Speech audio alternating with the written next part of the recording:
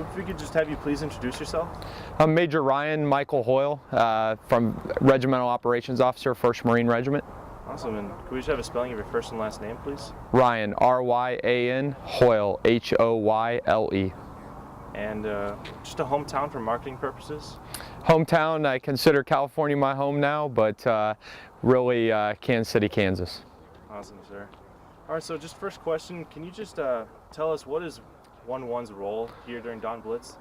1-1's role during Dawn Blitz as being a MEB assigned battalion is really to build some partnership capacity with our two alliance members, the Canadians and the New Zealanders, and then overall is to be able to get out of town, so strategic mobility exercise. So they're looking at all their equipment that they would need to be able to go into a combat situation or a humanitarian assistance situation, and the gear that they need to take and the personnel they need to take, and we're giving that a good look, how quickly they could get out of town and how much lift it would require.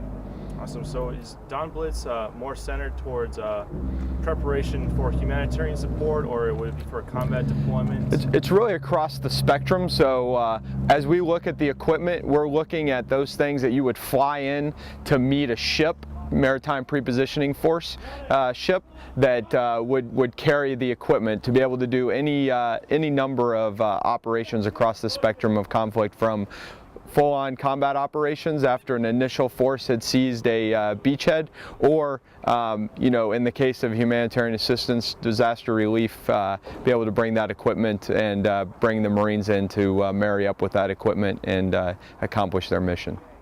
Awesome, sir. And can you tell us, why is it important for Marines to work alongside the Canadians and New Zealanders here today?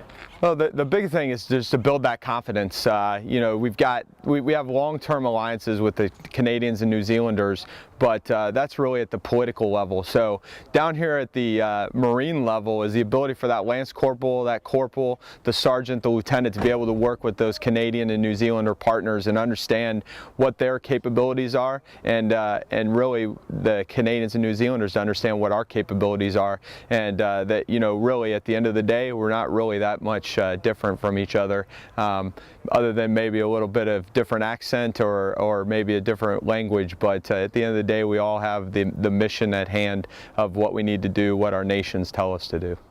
Excellent, sir. Can you tell us, what is the long-term goal of training with the two nations, sir? It's really that confidence building, you know, is down here at that small unit level. You know, that goes back, they go back to their nations. They talk about the good experience they had working with the American Marines, U.S. Marines here, and you know, that allows additional opportunities to arise. You know, so the next time it could be U.S. Marines going to Canada to train, it could be U.S. Marines going to New Zealand to train, and then larger units from either of those nations coming down and training either here at Camp Pendleton or, you know, out at 29 Palms or other installations that the Marine Corps has. So what training has 1-1 done so far during Dawn Blitz this year, sir? Okay, well, so far they've done a lot of classes, you know, land navigation, patrolling classes, the ability for the Canadians and the New Zealanders to get out and experience a little bit different terrain than what they're used to back in their home countries.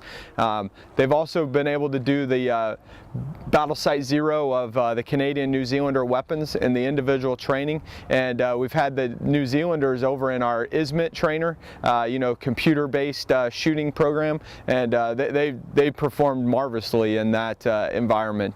What they're doing here today is doing really the ability of shooting in a MOUT environment. So, you know, not just being able to get down on the ground and shoot, but, you know, having to stand up, look around a corner, look from a rooftop, look through a peephole, look through a window, a door, and be able to engage a target. They're going to do it for time, they're going to do it for accuracy, and you know, at the end of the day, one of these shooters will be the top shooter out here and probably get a little nice reward. So sounds good, sir. So being out on here on range 218 today, what do the Marines get out of training with them moving and maneuvering while shooting, sir? Yeah, I mean, really, you know, it's that ability to understand how they operate. You know, say that we're operating alongside of them, that we may be sharing battle space with them, and they get into a situation. that we need to help them, or we get in a situation where they need to help us. We've got different weapon systems. The one thing in common though is the bullets that we put through them. So it's the same ammunition. So the ability for a Marine to look at what their weapon system is, them to understand what our weapon systems are, but at the end of the day, the ammunition's the same. They're interchangeable, and we could pick up one of their weapons and be able to operate with it. They could pick up one of our weapons, be able to operate with it if need be. But also to understand, you know, how we carry our gear, where our things are, where our first aid kit is, where their first aid kit is. Really, you know, that confidence building that I spoke about earlier is the ultimate goal of being out here and seeing what the New Zealanders can do on a range like this.